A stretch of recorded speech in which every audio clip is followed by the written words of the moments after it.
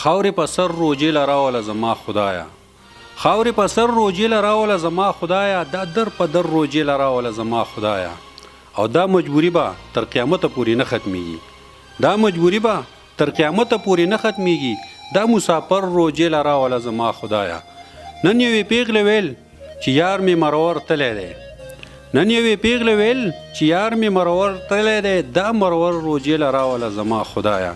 ای که روجې له نه وي ای زما خدایه که نه، ای که روجې له نه وي ای زما خدایه که نه، دا په اختر روجې له راوله زما خدایه، دا ټول مسافر روجې له راوله زما خدایه. السلام علیکم ګرانو کتونکو، مینوالو، قدرمندو، زیم ابوبکر او تاسو ګورئ پروګرام د یادونو مازیګر. د یادونو مازیګر نن ستاسو ملاقات د یوسف شاه بهار صاحب خواله راوړی دی.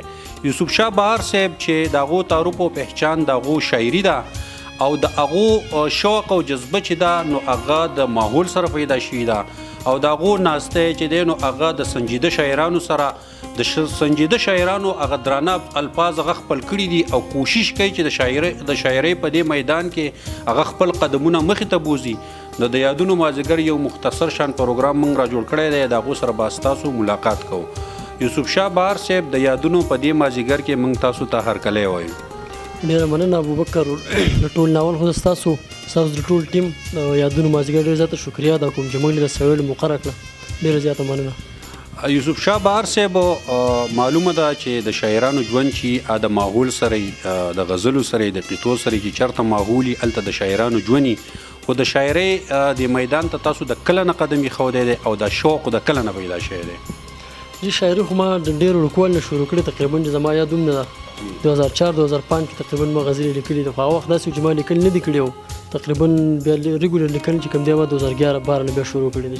جی جی یوسف شاه بهار صاحب د یادونو مازیګر موږ یو مختصر شان پروګرام را جوړ کړی دی او کتونکي به انتظار کوي نو د مینوالو ته که څه غزل ډالی شي یا یو غزل خپل شریک کوي نو ډېره مننه به وي.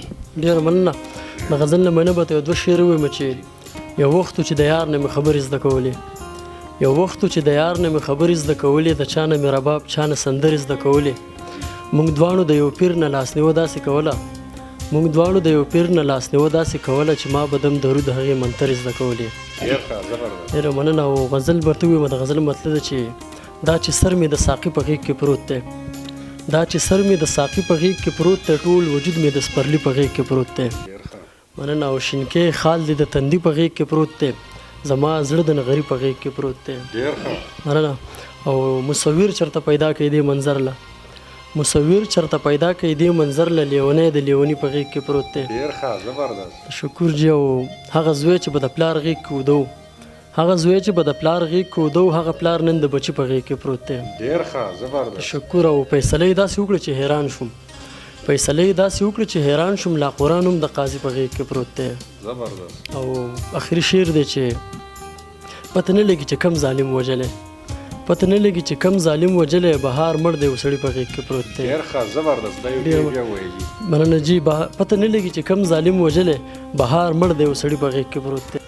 ډېر ښه، زبردست. یوسف شاه بهار صاحب ډېره مننه، ډېر زبردست. که یو روماني شان غزلو د دې مینوالو سره بل شریک کو نو ډېره مننه به جي. ډېره مننه. د بل غزل یو څو شعرونه به سره شریک کوم چې زما په اور کې د هغه نه سوځي، زما په اور کې د هغه نه سوځي، خیر که په ما باندې زړه نه سوځي. او شعر دی چې هغې د مینې نه توبه ویستلې، هغې د مینې نه توبه ویستلې، اوس د ډوډۍ په تناره نه سوځي. او ملا صاحب ما یو خوب لیدلی، ملا صاحب ما یو خوب لیدلی، کور مې ټول اوسو دروازه نه سوځي. او شعر دی پکې چې هغه رڼا دی په تصویر کې نشته، هغه رڼا دی په تصویر کې نشته، اوس مې نظر اوس مې لیمه نه سوځي. او ما یې د مخ لمبو ته مخ نیولی، ما یې د مخ لمبو ته مخ نیولی، بهاره څنګه به مې باڼه نه سوځي. ډېر ښه، زبردست. مهرباني جي. ما یې د مخ لمبو ته مخ نیولی، بهاره څنګه به مې باڼه نه سوځي. ډېره مننه. ډیره مننه یوسف شاه بهار صاحب. ګرانو کتونکو، مینوالو، قدرمندو، دا یوسف شاه بهار صاحب زموږ به کوشش وي چې د مختلفو ځایونو نه د مختلفو شاعرانو سره د یادونو نه مازیګر نه تاسو ته راشو. د روان پروګرامه پورې د کیمرامین شبیر احمد سره ستاسو نه اجازت غواړم. د الله پامه.